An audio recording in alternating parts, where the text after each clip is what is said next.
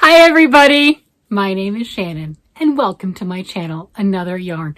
Thank you so much for joining me today. I greatly appreciate it. If this is your first time, you're in for a treat. I am going to be talking about what I made with my September's Mystery Yarn Challenge. That'll be fun and exciting.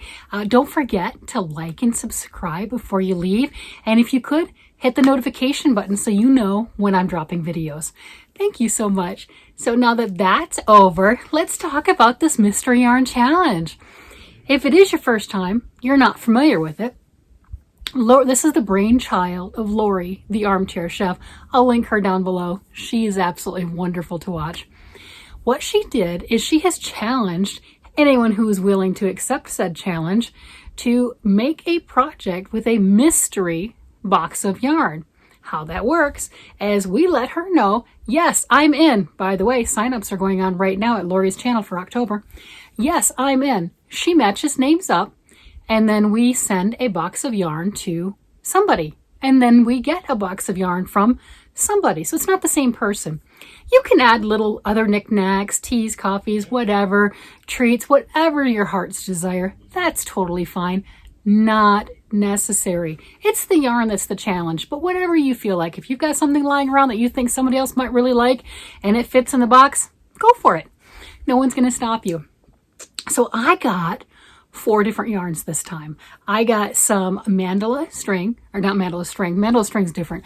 I got some mandala yarn, which is a number 3 weight, and I got 2 of these. Look at that colorway. That color is a sorcerer. I got 2 of these. This one's in pristine condition. The other one, not so much. It was when I got it, not so much anymore. Each one of these is 590 yards. It's 150 grams. It's a number 3 weight, and it's an acrylic yarn. Wonderful to work with. Look at all the colors. You'll know where all those colors are coming in. Did you know you can go ahead and strip all the colors out one at a time and make something? You don't have to just let it go through. So this right here, for this particular challenge, look at all the colors I have. Yeah, that's a lot of choices. So that's the one. And then I'll show you. This is what I have left of the other one, right? Notice there's a few colors missing. Yeah, right? So I did exactly what I was just telling you about with all those colors. That's just a few things, right? There's just a few things missing. No big deal. So that's what I have left of my mandala yarn.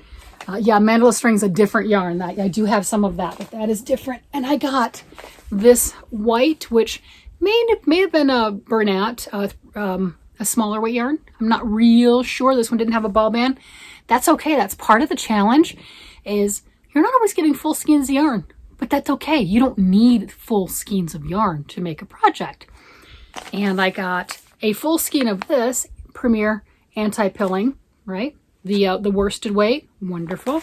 And then I was pretty close to, if not a full skein of Red Heart Super Saver and a pale yellow, which was a number 4 weight. So I got 2 number 3 weights, 2 number 4 weights. That's okay. You can make it work. It just depends on what you want to do.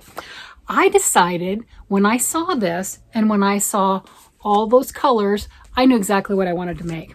Anybody who's a Harry Potter's fan and remembers the old movies and everything and seeing that, or maybe even reading it, Dobby the E.L.F. put on lots of hats. Well, I knew that's what I wanted to do. So I went looking through my library. I have my own pretty extensive library, magazines, books, etc. that I've been collecting over the years. Now, you realize you're getting older. I am not old. Don't you go there. I am not old. I am a nana. I'm a grandmother. I have 3 kids and 5 grandkids. Oh, yes, I do. I am blessed. But you realize you're getting a little older when you think something was not that long ago, and then you pull it up, and this is a 2013 magazine. So this is a 10-year-old magazine that I pulled out of my closet. I have a couple bookshelves in the closet that I have my magazines and books in. That's okay. If you like this pattern that I chose, you can still get a PDF copy, a digital download through Ravelry. I think it's like $6. I'm not real sure because, again, I had it right here. I'm going to show you. And if you've been around, if you're not one of the new people and you've been around, you know I look at patterns as guidelines, as sources of inspiration, as things that you can take pieces of and put different parts in.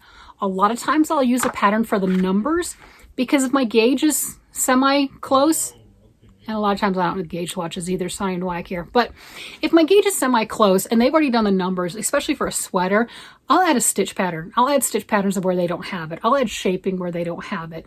And I did a lot of things on this hat too that wasn't there. But I still followed a lot of the pattern, and definitely giving credit where credit is due, because I did not make up this pattern.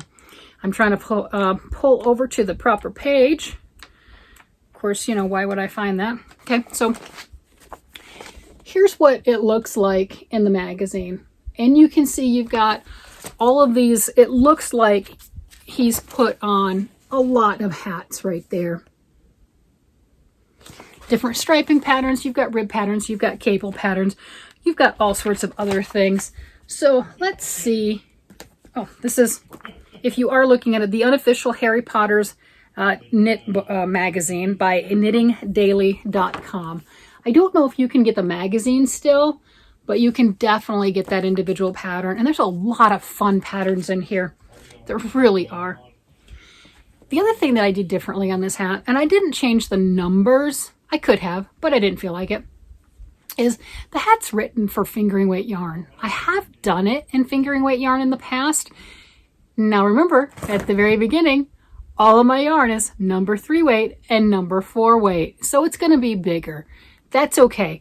Everybody has different heads, different head shapes, and this is going to fit somebody with a larger head. That's all there is to it. Or somebody who has a lot of hair. My daughter-in-law has a lot of hair and she needs bigger hats. So I'll do things like that. If somebody has dreads or braids or things like that, they're going to want and need a bigger hat. Or if you watch Cinnamon Stitches, she comments about how she's got a 24-inch head and a lot of the smaller hats don't fit. So her and her husband, her family, there you go. So not everyone has little tiny heads. But look at this. Look at that. Isn't that gorgeous? I mean, that is so cool. And I've got all the different stuff, and I put a pom-pom here hanging at the moment. I'm not sure I'm going to have it there and leave it there or not. I think it's great. You'll notice, okay, so here,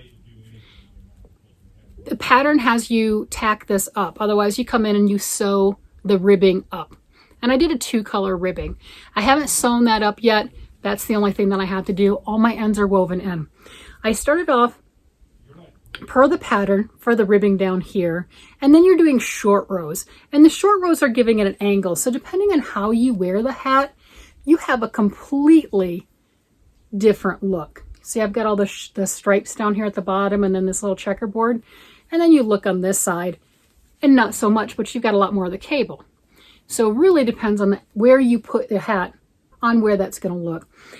I did follow, I think, exactly on that bottom hat. And then you leave that on different needles, and then you cast on for the next hat. You really do cast on for 5 different hats. So if you're a little bit shy with the casting on, or maybe that's not the skill that you've got a lot of practice in, this is a great project because you're casting on for 5 different hats. I didn't change the needle sizes like it said, you know, from each hat to hat. Didn't really care. I changed the patterning in here. This one on the original pattern is just the stripes. So I changed and I added some checkerboard down there because I felt like it. I thought that was kind of a fun little addition. I think I might have added another short row to where you have more striping here and you have more of that particular hat. It makes it into a longer hat, but I was good with that. And then this one with the cable, I believe I added an extra short row on that too. I started this one on purpose in between the 2 colors, so I had just that one little bit of the red or maroon or whatever you want to call it, followed by the purple. The pattern does tell you to slightly block this down to where it doesn't roll as much. Choices. I haven't done it, as you can see. And when I came to the next hat, which is the ribbing, I did 2 colors. I mixed the light purple with the beige.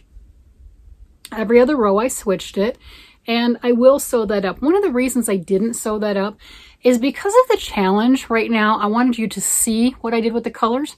The challenge is to use some of all your yarns in your project. And you can see I've got quite a bit of white here. That's this one. And you might be wondering, where's that yellow Red Heart yarn, and where's that white Premier yarn? They're right here. The rules don't say that it has to show in your finished project, right? But they have to be used. So I have one stripe of the light yellow and I have one stripe of the Premier Everyday Anti-Pilling acrylic. So they are in the hat. I wasn't sure if I was going to add them elsewhere. I decided against it. I really liked all the muted colors and how these flowed. I did like the white in here, but I didn't really want to put the other ones in. So I left that here to where it was easier for you to see it, that that's the light yellow and that's the white. And then I'll be able to go back and tack that down to where the hat is always in that flipped up ribbed look. Then I went on to this hat, and where did I put my book? Did I really lose my book that fast? Wow. So on this hat, it does go into the longer piece right here, this. I did some differences here, you can definitely tell. The hat didn't have the stripes here. It had a solid color, and then about this much of a row, it had like a Fair Isle patterning in it. And then the decreases were not done quite like this. I did a little bit more rapid decrease here because I just thought that this was already long enough. And then I slowed the decreases here, going all the way down to an I-cord. And then right now, I just have that tied on, the pom-pom tied on. I really like that. I think that looks really good. It's a great color choice. I do have some other colors I could use, but there you have it. So on this one, like I said, it is a larger hat. I don't know. How big is my head now that I'm talking about it? I don't know. Maybe this part I'll cut out. Let's see. To here. Yep. 22 1/4. So that's about an average size head. It really is. 22 is about the average size. This is larger. I like slouchy hats anyway. This is definitely the larger hat. That is stunning. So if you have a smaller head or you don't have a lot of hair, this particular one wouldn't really fit too well because it is a larger.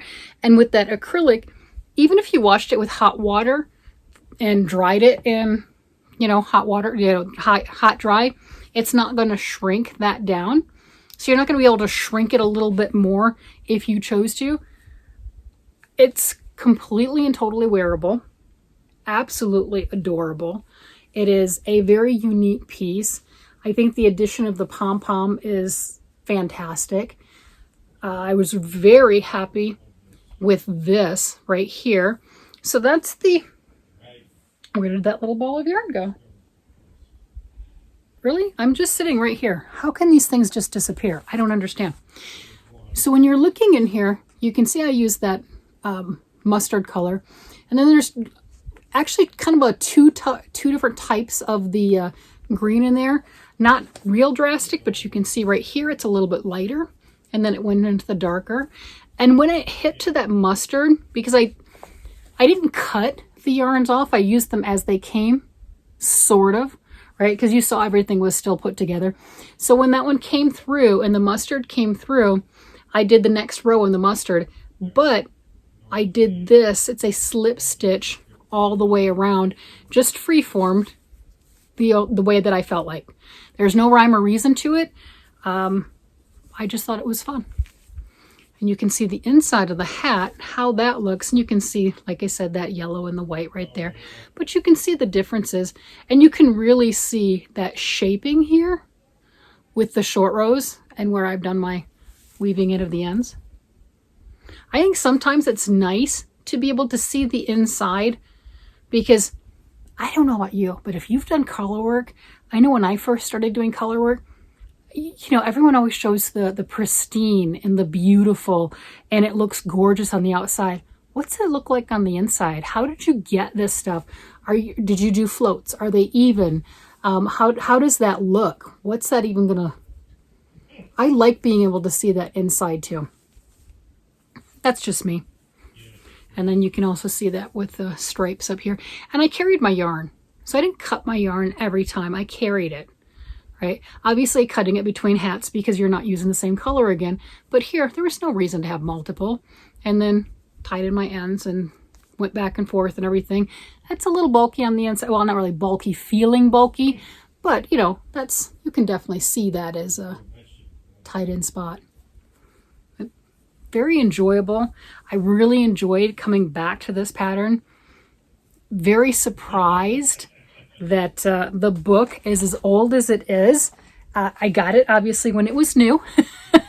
You know, I'm like, oh, I want to do that pattern. I've done that one recently. And it's funny, I've just done this one in this last year with the fingering weight yarn. I just didn't realize that it was a 2013 pattern book, you know, that I've had this for 10 years. And I was really happy to do this because this is my second time making the Dobby hat. And I believe it's the first pattern I've actually used out of the magazine. I like a lot of magazines and different books. I collect them, as we all tend to collect them. I don't always use them, or I'll use them for inspiration, parts and pieces, even like I did with this particular hat. So much is different on this hat than what's in the pattern, but that's okay. It's still, I'm not taking credit. I didn't make it. I mean, I made it, but I didn't come up with a pattern. I'm not stealing that. Oh no. You know, someone else worked really hard to come up with the short row shaping and to make this work in the manner in which it does. You can see right here how that one lines up. You've got very little striping right here that's seeing. This one right here is your cabled. This is the flipped up brim of the ribbing hat. And then this is the top of it. And you can see towards the end in the pom-pom that you've got a lot more stitches and it's a bigger piece than what I did. And then here's that color work band in there. And changing that into stripes, changing the ending of it to where it just hangs more, and then putting on this were definitely my pieces. Anyway, that's what I did. Oh, something else I did. Yeah. If you watch one of my Fun Size Fridays, this little guy right here, this was made with the same yarn. This was made with the Premier Everyday Everyday Worsted Weight and the Red Heart. And then I've also got out of the Premier, I'm doing some of the squares for Boggy Creek, and I've got some of the centers that I'm working with that. So the yarn's not going to waste. I am definitely using it for other projects, but this one meets 100%. It meets the intention of the challenge. I've used all of my yarns, and I think in a very unique, fun, quirky way. All right, everybody, you have a great day, night, evening, whatever it happens to be, and I'll talk to you later. Bye-bye.